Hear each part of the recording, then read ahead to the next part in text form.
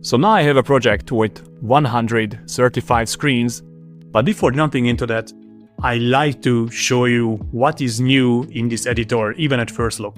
So as you can see, the structure of this is very similar to VS Code. We have this panel on the right, we have these icons, and the whole file navigator is very familiar. We have this bottom panel. Even the shortcuts are working, like Ctrl-P will open a file, like this one. We even have Ctrl-Shift-P, where I can change, for example, the color profile.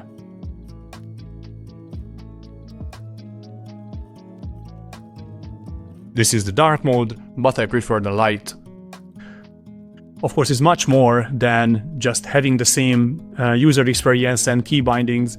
You also got the amazing VS Code-like extensions, like the search, the Git integration, the debug panel. These are LVGL Pro specific ones, I will show them later. And you also have the extensions in which you can install VSIX files as well. But you can also use this open source library collection.